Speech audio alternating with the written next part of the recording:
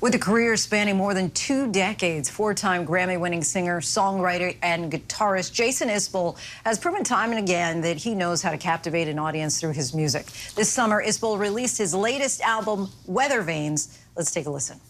Did you ever love a woman with a death wish? Something in her eyes like flipping off a light switch. Everybody dies, but you gotta find a reason to carry on.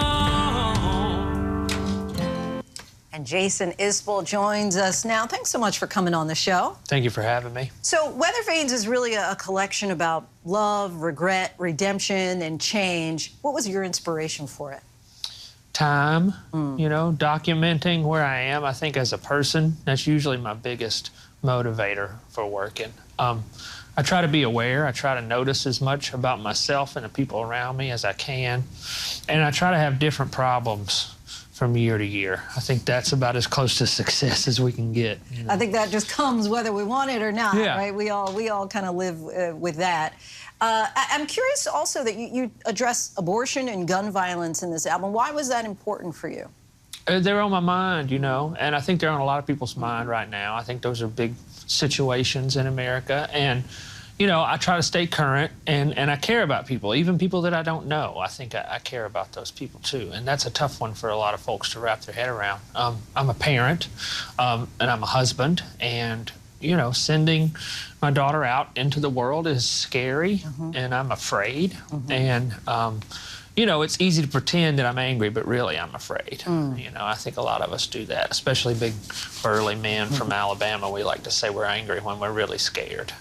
You talk about, you know, getting that connection with people. What was it like being on tour recently when you actually got to be hands-on and in that space with your fans? Yeah, I loved it. I had a good time, especially after being home for 1.5 years, not being able to tour, trying to figure out ways to do shows where we were live streaming and, you know, playing from my computer screen in my bedroom. It was so nice to go back. It feels like, you know, Wednesday night sort of feels like a Friday night crowd now because everybody in the audience is so excited to be back in the communal experience of going to a concert. You're also the subject of a recent HBO documentary, Jason Isbell, Running with Our Eyes Closed. I want to take a look at that. Took forever to get you to trust me, like I was feeding a bird from my hand. I don't think I'll be able to think about this right now until we've discussed. I'll send you a text. Jason is extremely hard on himself. It can be painful for everyone around him. And you open up here about your childhood struggles with addiction and various difficulties in overcoming them. What made you decide you wanted to open up and be so intimate?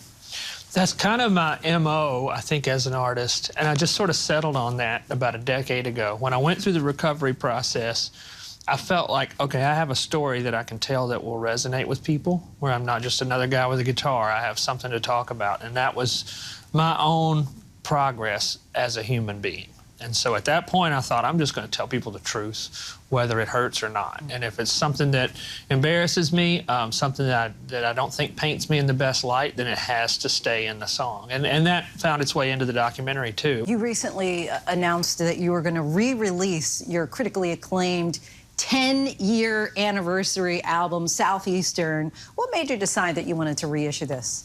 I'm not great at celebrating. Yeah, I think a lot of people, once they quit drinking and get sober, they get really bad at celebrating. So I'm not good at it. I'm good at being sad, like I know what to do, but when something great happens, I just kind of sit there and look around. And this time I didn't want to do that, you know. I wanted to mark that time and be proud of the work that we did and the work that we've done since. And that Southeastern was the first record that we did on my own record label, and it was a creative success, and I still like those songs 10 years later. I like art as a document in time and in your personal life. I think sometimes if you're honest enough when you're documenting your own life, people will listen to your songs or they'll read your story and they'll think, this person knows a secret about me that I haven't told anybody, something that they shouldn't know, and then they feel less alone. And sometimes the best we can do is just make people feel less alone. No doubt your honesty is going to certainly help many people, your fans and beyond. Jason Isbell, thank you so much for coming on the show. Weathervanes is now available to stream and purchase wherever you get your music.